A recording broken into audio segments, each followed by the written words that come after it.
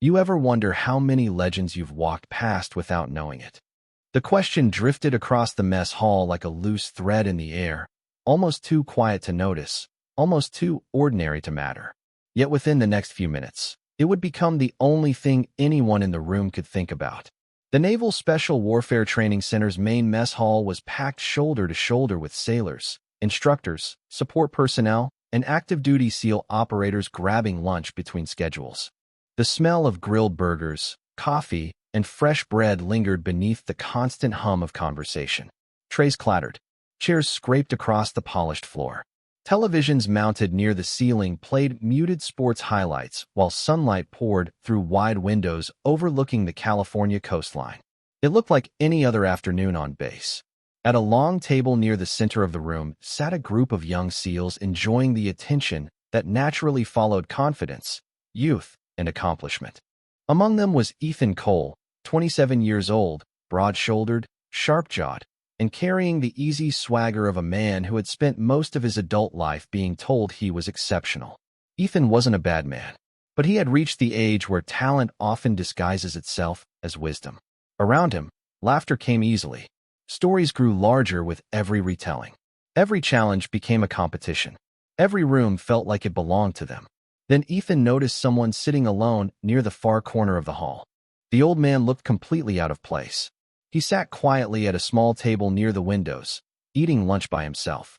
No ribbons, no medals, no visible insignia, just a faded navy windbreaker, worn khaki pants, and a pair of old brown shoes that had clearly seen better years.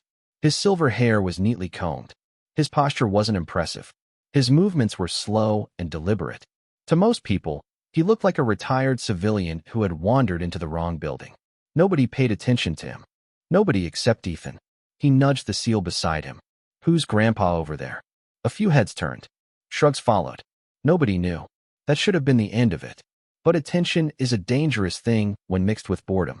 Ethan leaned back in his chair and watched the old man for another few seconds. The stranger never looked up, never reacted, never acknowledged anyone around him. He simply continued eating as if the crowded room didn't exist. Something about that calm irritated Ethan more than it should have. "Maybe he's lost," one of the younger operators joked. Laughter followed. Another suggested he might be someone's grandfather visiting the base. More laughter. The old man remained unmoved. Ethan stood. The motion immediately attracted attention from nearby tables. People knew Ethan. He enjoyed an audience. Carrying his tray, he walked across the mess hall toward the corner table while several of his teammates watched with growing amusement. The old man took another sip of coffee. He still hadn't looked up. Ethan stopped beside the table and planted one hand against the empty chair across from him. "Afternoon, sir." The old man slowly lifted his eyes. They were pale blue. Calm. Steady. Far steadier than Ethan expected. "Afternoon," he replied. His voice was low and rough with age. Ethan smiled. "Mind if I ask you something?" The old man nodded once.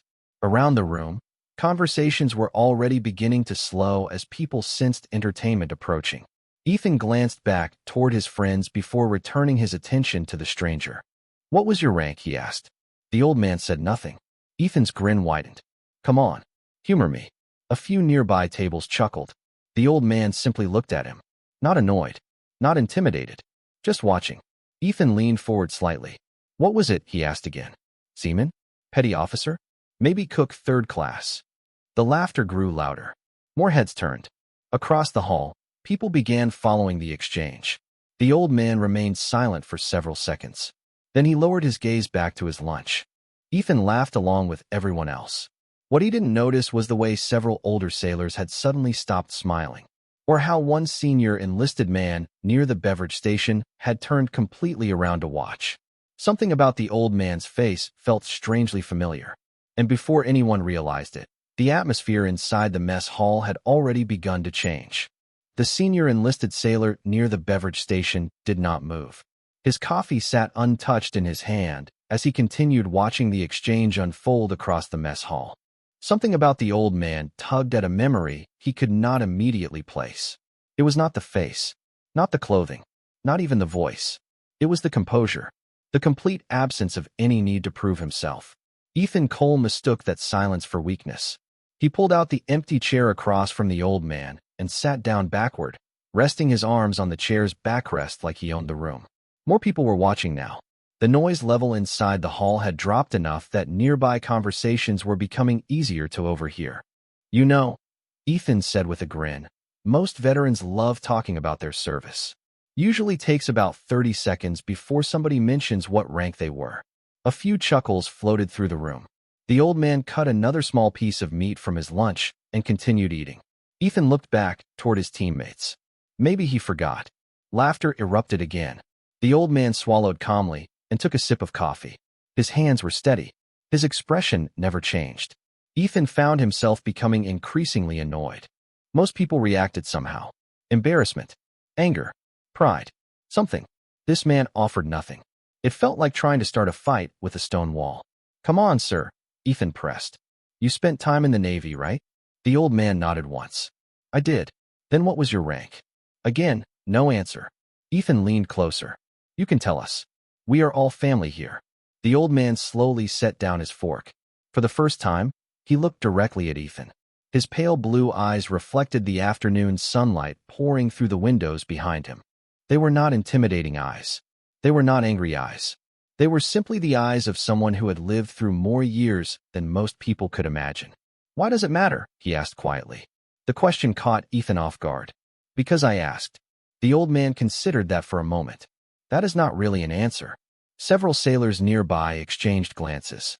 Ethan felt a few smiles disappearing from the audience. He quickly pushed forward. "Fine. I am curious." "Happy." The old man nodded. "Curiosity is better." Then he returned to his meal. The dismissal hit harder than any insult could have. Ethan felt heat creeping into his face. His friends were still watching. The room was still watching. He was no longer controlling the conversation. "You know what I think?" Ethan said. "I think you are making this mysterious because the answer is boring." No response. "Maybe you worked in supply." Silence. "Maybe administration." Silence. "Maybe you were the guy making coffee for everybody else." This time a few people laughed, but the sound was noticeably weaker. The old man simply folded his napkin and placed it beside his tray. Ethan noticed something then. The stranger's windbreaker had shifted slightly. On his wrist sat an old stainless steel watch. Scratched. Worn. Decades old. Nothing expensive. Nothing impressive. Yet it looked maintained with almost ceremonial care. Ethan pointed toward it. "That thing older than I am?" The old man glanced at the watch. A faint smile appeared for the first time. "By quite a bit. Must have seen a lot." "It has." The answer carried a strange weight. Not dramatic. Not boastful. Just factual.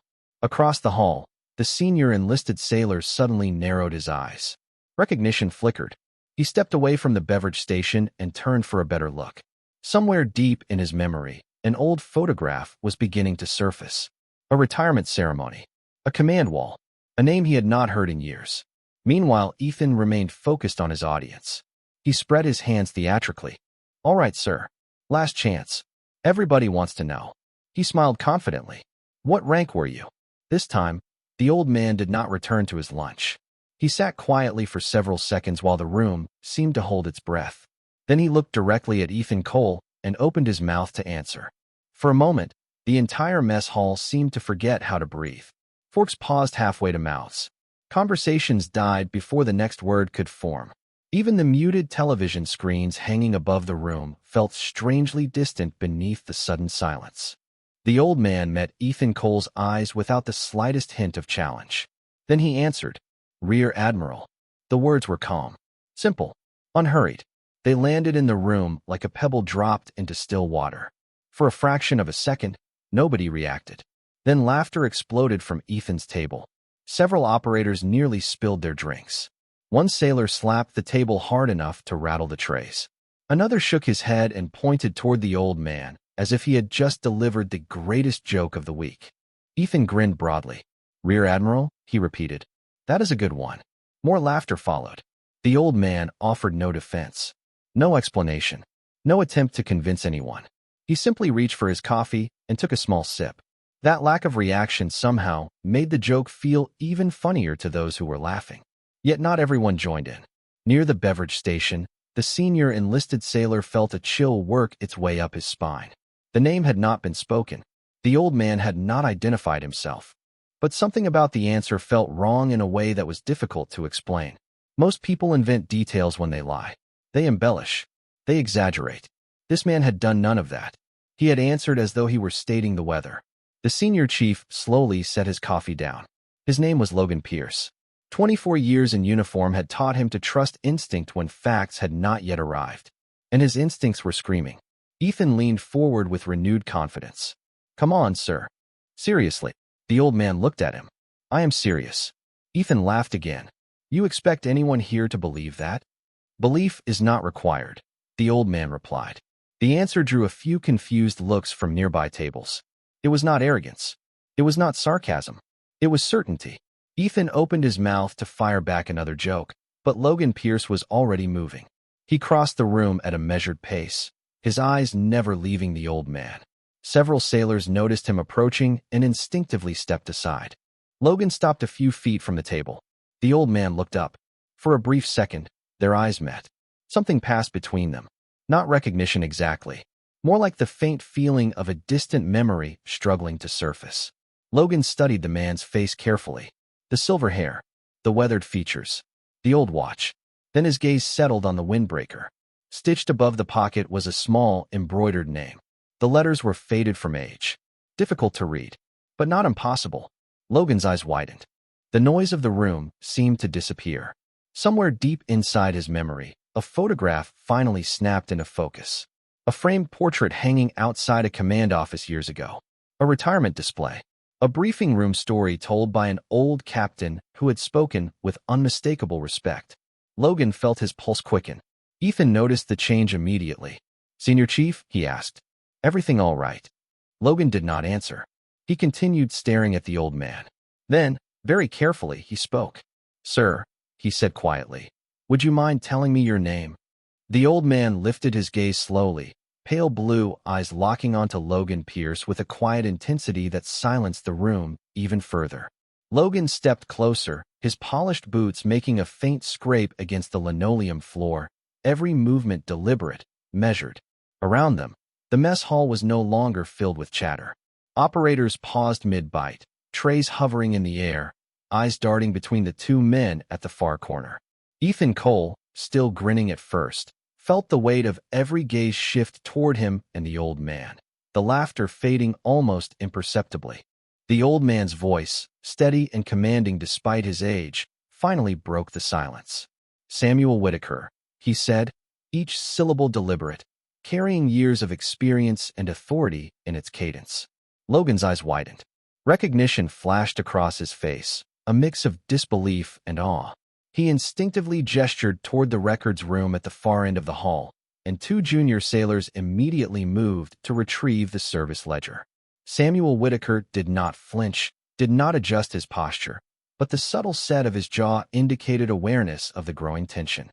Ethan Cole, sensing the room's attention shift, leaned slightly forward, curiosity overtaking arrogance, though he did not yet fully understand what was happening.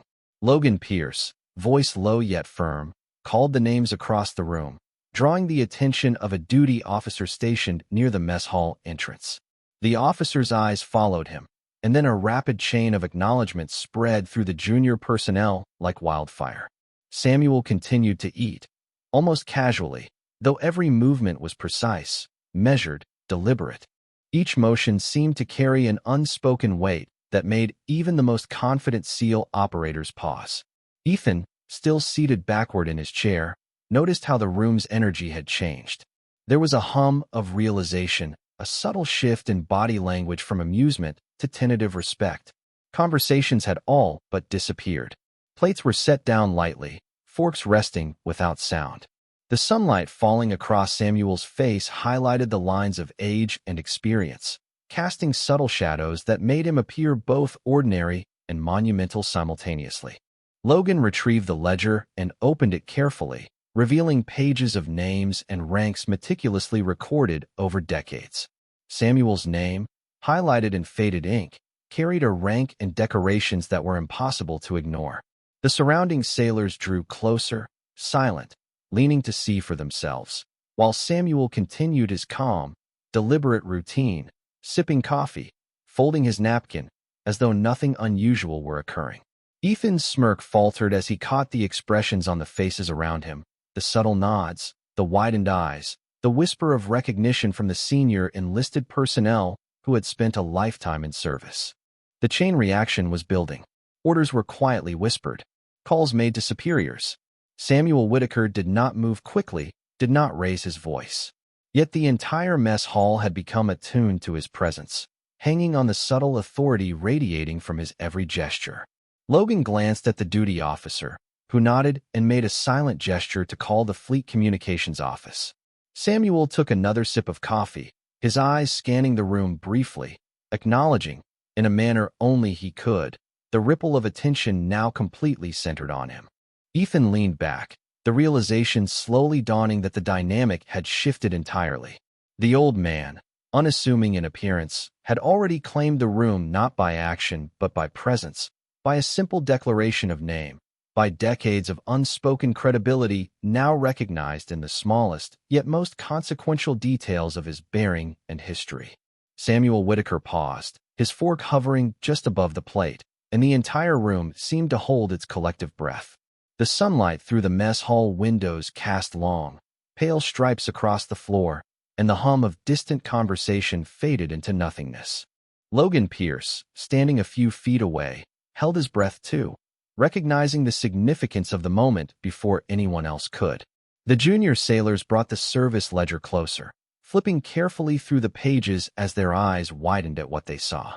Names, ranks, awards, dates of service, all meticulously recorded over decades, finally confirmed what Logan had suspected in an instant. Samuel Whitaker had not spoken the words lightly. Each detail of the ledger reinforced the quiet authority radiating from him.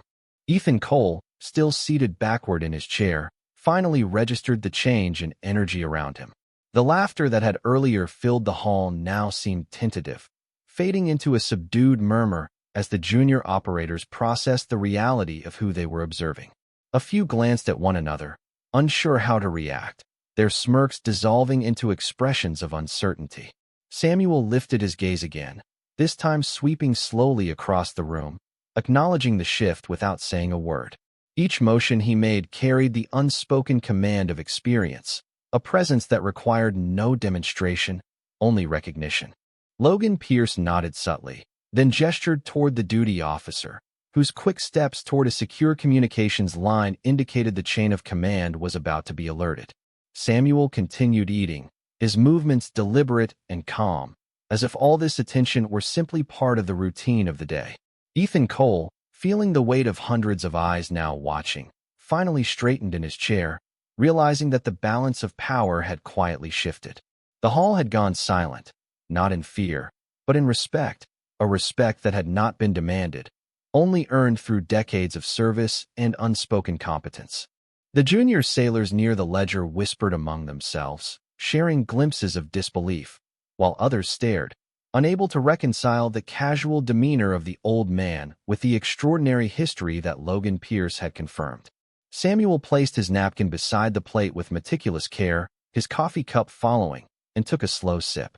Ethan shifted uncomfortably, his earlier confidence waning as he realized the man before him was not only older, but carried authority and achievements that dwarfed any joke or display the SEALs could muster. Logan leaned slightly toward the ledger, signaling to the duty officer to initiate a rapid series of communications. Orders would cascade upward, each level responding with increasing acknowledgement of Samuel Whitaker's stature. Around them, the hall remained still. Plates were set down.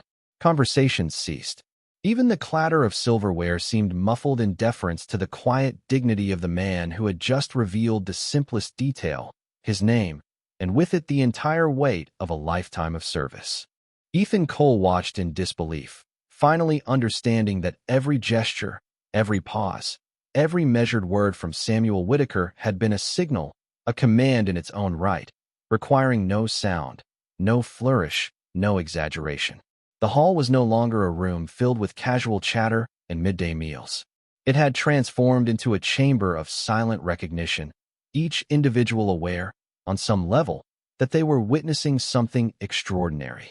Logan Pierce's eyes never left Samuel as he whispered quietly to the duty officer, ensuring that the chain of command was fully aware of the man before them.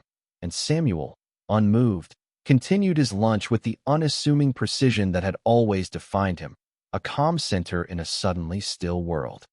The call reached fleet headquarters less than 3 minutes later. The duty officer who answered had expected a routine question.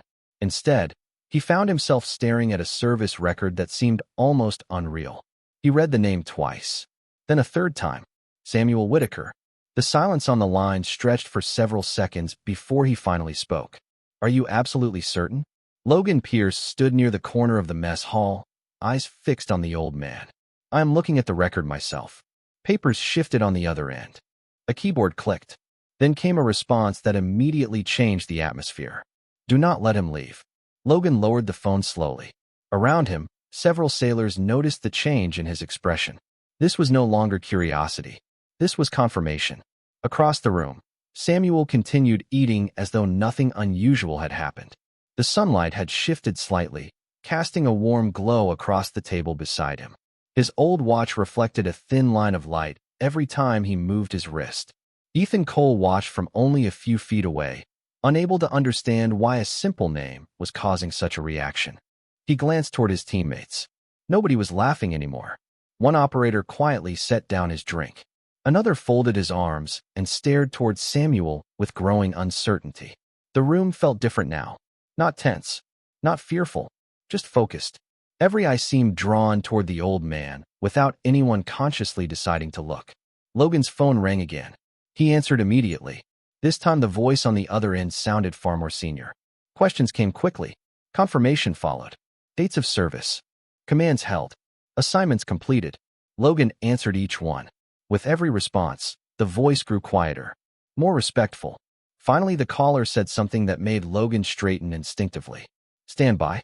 This information is being forwarded directly." The line disconnected. Nearby sailors exchanged glances. Even without hearing the conversation, they understood something significant was happening. Ethan felt a knot forming in his stomach. The confidence that had carried him across the mess hall earlier was fading fast. Samuel noticed none of it, or perhaps he noticed all of it, and simply chose not to react. He finished his coffee and carefully placed the cup beside his tray. The movement was slow, practiced, precise. Logan remembered hearing stories like that years ago. Stories about officers whose presence alone could quiet a room. Men who never raised their voices because they never needed to. Suddenly another call arrived. Then another. The communications office near the entrance became a hive of activity. Messages moved upward through the chain of command with unusual speed. Department heads were being notified. Staff officers were checking records. Somewhere beyond the walls of the mess hall, people with far more authority than anyone present were beginning to pay attention. Ethan finally leaned toward Logan. His voice was noticeably softer now. "Senior Chief, who is he?" Logan looked at him for a long moment. Then he glanced back toward Samuel Whitaker. The old man sat alone beneath the afternoon sunlight, calm and completely unbothered by the storm quietly building around him. Logan exhaled slowly. "I think," he said, "we are about to find out just how important that question really was." While messages moved through command channels and offices across the installation, Samuel Whitaker remained exactly where he had been from the beginning. He sat quietly beside the window, hands folded near an empty coffee cup, watching the distant shimmer of the Pacific beyond the base. The calm on his face stood in sharp contrast to the growing urgency spreading through the chain of command. At fleet headquarters, a senior operations officer had already pulled the archived file onto a secure screen. What began as a routine verification had become something entirely different. One officer called another, then another. Names that normally never appeared in the same conversation suddenly did. Old reports surfaced. Retirement summaries were reviewed. Historical command records were opened. More than once, someone stopped reading and simply stared at the screen in silence. Back in the mess hall, Ethan Cole could feel the atmosphere changing by the minute. Nobody was joking anymore. His teammates sat quietly now, occasionally glancing toward Samuel and then toward Logan Pierce. The uncertainty was becoming impossible to ignore. Ethan had spent years reading people. Confidence, fear, hesitation, arrogance. Those things were easy. Samuel Whitaker was different. The old man seemed untouched by the attention surrounding him. It was as though he had lived through far larger moments and considered this one unworthy of concern. Logan's phone vibrated again.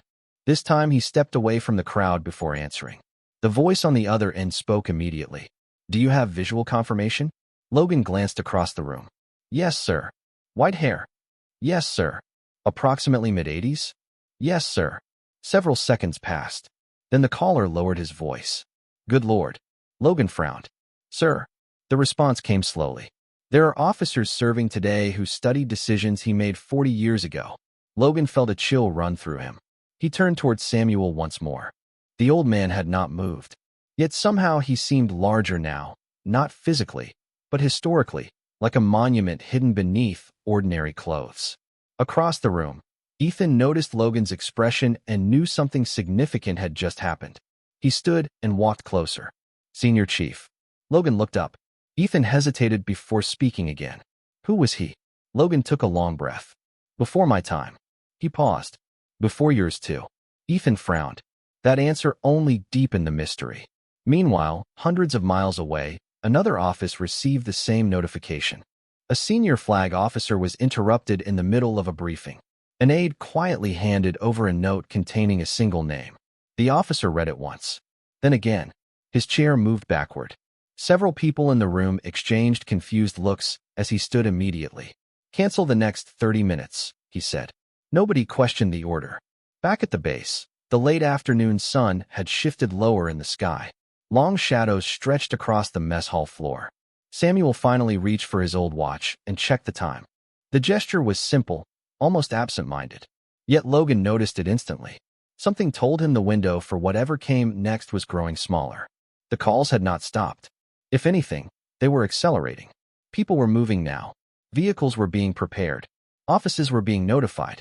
And through it all, Samuel Whitaker remained exactly as he had been from the start, a quiet old man sitting alone at a table while an entire system quietly rearranged itself around his presence. The first sign was not a siren, an announcement, or a convoy. It was movement. Quiet, purposeful movement. A lieutenant commander entered the mess hall and immediately stopped when he spotted Samuel Whitaker. He did not approach. He simply stood near the entrance, waiting. A minute later, another officer arrived. Then another. None of them sat down.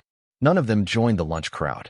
They positioned themselves respectfully along the perimeter of the room, their eyes occasionally drifting toward the old man by the window. Ethan Cole noticed every one of them. So did everyone else. The mess hall had become impossibly still. Even those who had no idea who Samuel was could sense that something extraordinary was unfolding. Logan Pierce checked his phone again. Another message. Then another. His expression tightened. The chain of command was no longer asking questions. They were issuing instructions. Samuel, meanwhile, glanced once more at his watch. The motion was small, almost invisible. Then he pushed his empty tray slightly forward and folded his hands together. The gesture carried the unmistakable feeling of someone preparing to leave. Logan immediately stepped forward. "Sir," he said carefully, "would you mind staying a few more minutes?" Samuel looked up. A faint smile touched the corner of his mouth. "I was planning to." Logan nodded, relieved. Across the room, Ethan felt a strange combination of embarrassment and curiosity. Earlier, he had wanted a reaction.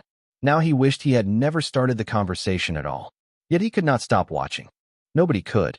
Outside, the late afternoon sun reflected off a line of vehicles moving through the base.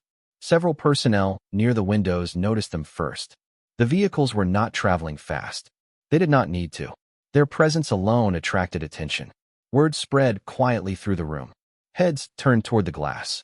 Logan followed their gaze and immediately understood. The message had reached someone important. Very important. A few moments later, a senior officer near the entrance touched an earpiece and straightened visibly. Another officer mirrored the reaction. The room grew even quieter. It seemed impossible, yet somehow it happened. Ethan felt his pulse quicken. Every instinct told him that the answer to the mystery was finally arriving. The doors at the far end of the mess hall opened. Conversations that had barely resumed vanished completely. Several officers immediately stood straighter. Others adjusted their uniforms without even realizing they were doing it. Through the doorway stepped Admiral Richard Hayes. He had been in the middle of a briefing less than an hour earlier. Now he was here, The sight alone stunned half the room. Hayes was not scheduled to be anywhere near the mess hall. Yet he entered with the unmistakable focus of a man who had come for one reason and one reason only. He did not acknowledge the crowd. He did not look toward the officers waiting near the walls. He walked forward with steady purpose, his polished shoes echoing softly across the floor. Ethan watched as the admiral crossed the room. One table after another fell completely silent. The distance between the admiral and Samuel Whitaker slowly disappeared. Logan stepped aside. Every eye followed the same path. And for the first time all afternoon, Samuel Whitaker rose from his chair. The mess hall held its collective breath as Admiral Richard Hayes approached Samuel Whitaker. Each step the admiral took resonated across the polished floor, a rhythm of authority and acknowledgement. Operators, instructors, and support staff alike instinctively rose or shifted in their seats, unsure of how to comport themselves in the presence of someone who commanded respect without effort. Samuel Whitaker remained composed, his posture straight, hands folded in front of him on the table, eyes meeting the admiral's with quiet understanding. Ethan Cole felt his confidence dissolve into a mixture of awe and unease, realizing that every jest, every attempted provocation, had been entirely unnecessary. The admiral stopped directly in front of Samuel. There was no fanfare, no need for words. He snapped a precise salute, the kind drilled into every officer from the earliest days of service, and Samuel Whitaker returned it with equal precision, a gesture that encapsulated decades of experience, discipline, and earned respect. The room seemed to still even further, a silence heavy with recognition. Ethan, finally understanding the significance, instinctively straightened, though unsure whether to acknowledge or remain in place. Logan Pierce, standing near the table, watched quietly, a subtle smile breaking across his face as the weight of the moment settled over him. Officers at the perimeter, junior sailors, and other personnel maintained posture and gaze, collectively acknowledging that the room had become a stage for an unspoken lesson in honor, history, and legacy. Samuel lowered his hand, eyes returning to his plate, movements calm and deliberate, as though the weight of the salute had already been absorbed into his routine. Ethan could barely comprehend the room's transformation, the energy that had shifted without a single word beyond the names and ranks that carried meaning only to those who understood. The sunlight slanting through the windows reflected off polished surfaces, highlighting the subtle motions of those in attendance. The careful folding of a napkin, the adjustment of a chair, the faint exchange of glances filled with realization and quiet respect. Logan leaned slightly toward Ethan, whispering just enough for him to hear. Some lessons are understood without explanation. Samuel Whitaker remained at his table, eating calmly, each bite deliberate, each gesture a reminder that authority, respect, and legacy were not displayed in spectacle, but carried in the weight of presence and history. Ethan Cole's earlier arrogance had vanished, replaced by comprehension and the tentative reverence reserved for those whose deeds silently shaped generations.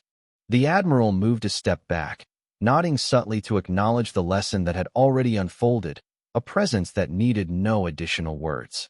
Mess trays were adjusted, forks returned to plates, and yet the room remained hushed, a collective recognition that this moment had transcended ordinary lunchtime interactions. Every operator, every officer, and every sailor sensed the truth that the old man, quiet, unassuming, and deliberate, had lived a life whose echoes could still command attention and respect without proclamation. The silence lingered, heavy and purposeful, leaving Ethan, Logan, and everyone in the hall to absorb a truth that would not need repetition. Some salutes last a lifetime. Respect is not demanded. It is earned and remembered.